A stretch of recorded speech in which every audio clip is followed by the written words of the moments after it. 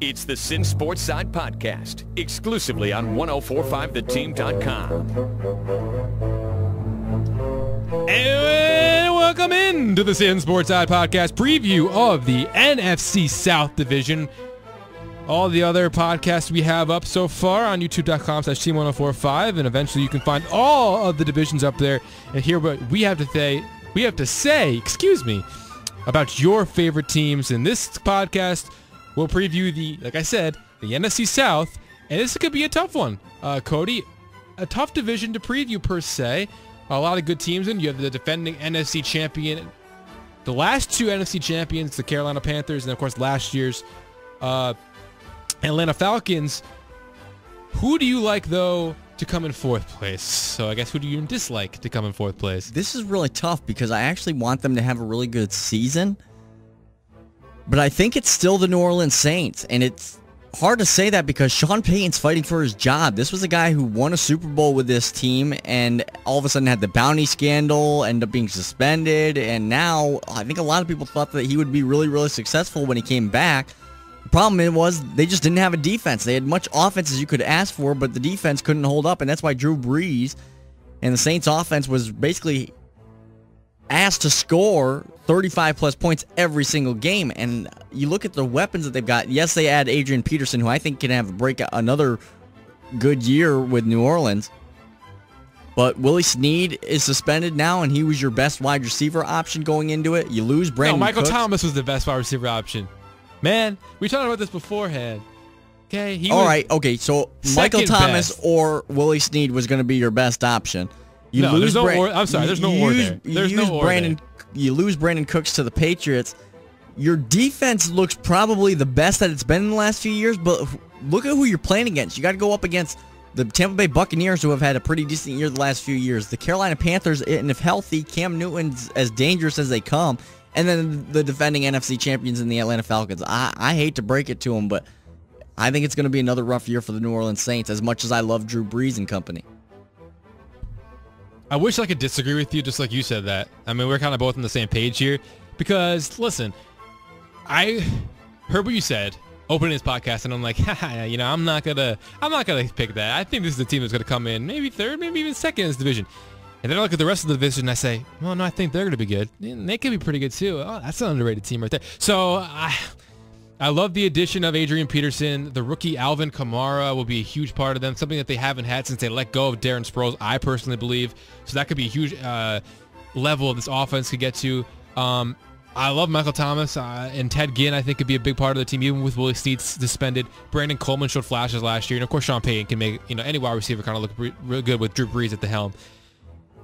And, man, the defense, though, has never been their strong point, and it continues not to be that impressive. So that's where it gets, where I get with this. And they bring in Manti Te'o, right? I believe to play middle linebacker. Yep. So that could help out a little bit. Kenny Vaccaro, of course. The strong safety, Cameron Jordan. Cameron, don't call me Jordan.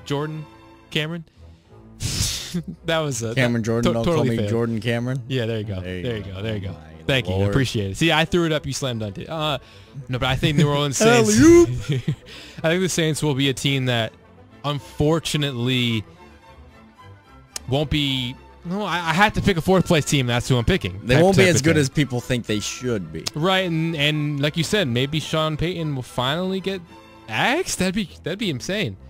He'll definitely get a job if he wants it. So it'll be interesting to see what happens in New Orleans. But right now, I don't necessarily believe that who came in to be the defensive coordinator, Dennis Allen. I don't know if I believe he did a good job in his career. Denver. He's had a decent defense when he was head coach of Oakland. But man, I really like the offense. But I can't put him anywhere past fourth. So let's go to number 3. And we've done the top 2 on this podcast, but to me, I mean, this one's tough. Let's go number 3. We've always agreed on who's the bottom 2. Like, we haven't agreed who's 4, who's 3 on everybody of them. We've agreed at the same 2 teams in the bottom 3, or bottom 2, excuse me. I think this might be the first time where we don't agree who number 3 is, and that the top 2 could be different for both of us. But let's go with it. And you want to go first? Sure. It's the Tampa Bay Buccaneers for me, and here's why. I think Jameis Winston and Mike Evans are really, really solid players on the offensive side of the ball, but you're losing Doug Martin to a suspension, and now you're asking Jacquizz Rodgers to do a lot of the work that I really don't think that he did a whole lot of in Atlanta. I mean, they platooned so many running backs there that I feel like Jacquizz Rodgers was kind of robbed of a chance to be a star there, but also didn't produce often enough to even try put himself in the position to be a star. The defense for Tampa Bay is solid, but I mean, let's face it, you finally cut your biggest loss, which was Roberto Aguayo, who couldn't make one from maybe the goal line at least 80% of the time. And now you're in, like I said, you're going up against a Carolina Panthers team that should be healthy and adds another weapon in Christian McCaffrey. I just don't see them getting out of the third spot and really finally getting into the playoffs where I think a lot of people have them getting to. Cameron Brate, I think, is a really good young tight end, and I think will have some shining moments, but like I said, I think there's still a lot of pieces to go together on that first round pick there, O.J. Howard from Alabama. So that could be a good two tight end set if they decide to go with it, or one half snaps could be interesting platoon there. And my prediction of our predictions is correct. I have the Carolina Panthers for me coming in third place in this division. This is the first time that we haven't had a similar bottom two, and therefore our top two will be interesting. But listen, I'll rebuttal on Tampa Bay, which I won't tell you where I have them yet, because we'll get into that reveal a little bit later. But my quick rebuttal on Tampa Bay would only be this: it'd be that they have really looked good on the defense side of the football. I think if you really look at what they have with Gerald McCoy, Vernon Hargreaves, Brent Grimes, and the cornerback Joe McCoy on the defensive line, along with now Robert Ayers, middle linebacker Quan Alexander, as well as Levante David in that linebacker core. So I really like what they have. They bring in now TJ Ward, who was let go by the Denver Broncos. I think their defense is going to be very good. That's why I like the defense. And even though that offense I think will be good, even with Jacquizz Rodgers and possibly Charles Sims being a very important part of that team. I know Doug Martin, like you said, but I like that offense enough because you bring in Deshaun Jackson to add another element there. I like that. I love that Tampa Bay Buccaneers offense potential, and that's why I have them in my top two. As for the Carolina Panthers, I don't know, man. They coming off that Super Bowl year, they should have been better, and they weren't. I like what they have now with Christian McCaffrey, because that's something that's an element that they never had, and unfortunately, they could have had that in D'Angelo Williams, but we don't have to go to that place. They have it again now, and I think that the defense needs to get back to that level that they were before. A lot of good players on that defense for sure, led by Thomas Davis and Luke Kuechly.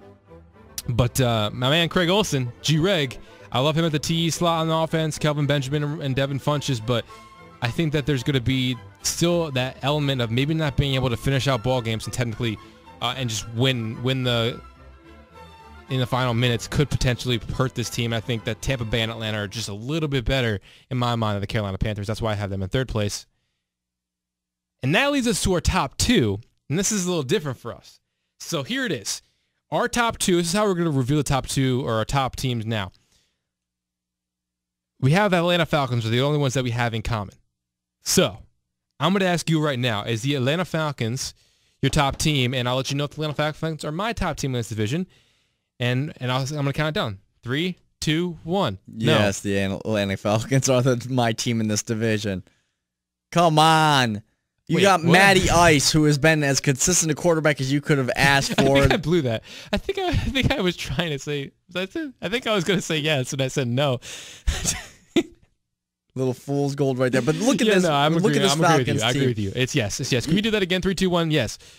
You got Matt Ryan. You've got Julio Jones, who is a flat-out playmaker. I mean, this guy, and I don't want to jinx it, but you've got a wide receiver that stays healthy and makes these plays when you need to make them. I mean, he's your go-to guy. He's a wide receiver that you can trust. Running backs, you platooned some guys last year, but look, you've got Devontae Freeman. You had Gabriel there, who even though he was a role player, he got the job done. Taylor Gabriel? Yeah, Taylor Gabriel. I love that running back combination between Devontae Freeman and Tevin Coleman, man. They're a really cool running back combination. And then the defense led by Vic Beasley right in the middle there. It's just a really tough That's where I'm team. heading to go here, because I think that defense really showed what they can do when they give enough time. They bring in Dontari Poe, right? I mean, to add to that, and I think Dan Quinn, he's a defensive-minded guy. Now has that defense rolling. That's where it gets really interesting. If he continues to make this team, his defense, take another step forward, that's where they get interesting, because we already know the offense is going to be fine. And then the same argument. This is why I think the Carolina Panthers will finish second in this division. Ron Rivera is a defensive guy as well, and they need to show something that they didn't show last year, and that was the ability to stop the big play when you need to. And Luke Kuechly is going to start off the season healthy. He's got to stay healthy. You can't lose him. I thought that was a big thing for them last year. I think if he was healthy the entire year, I think they maybe find their way in as a wild card. I think Devin Funchess is going to get some more looks, and he's got to step up in an expanded role now because you've also lost Ted Ginn Jr. to the New Orleans. Right. So, yeah. I think it's going to be fun. I think those Atlanta-Carolina games are going to be a lot of fun. To clarify, I do have Atlanta in first place with Tampa Bay in second place. Underrated. I think this Tampa Bay team continues to be. Either that or you think they're over it. Or both. No, I think they're right where they need to be, but I think they're on the uphill climb still. All right, they've reached the peak. I think they got to run a little more spider wide to banana. You know what I'm saying? He's not there anymore, though. I know. Yeah, he'll probably call a couple of their games, though. Yeah, for sure. For sure. So, anything else on this division? Nope. No. Cody Marshall says he's done. I'll say I'm done, too. So, like I said, for Cody Marshall, I'm Eric Hammond. Thank you for listening to the Sittin Sportside podcast right here on 1045theteam.com. If you haven't listened to any of our other division previews, you can obviously see those on youtube.com/team1045.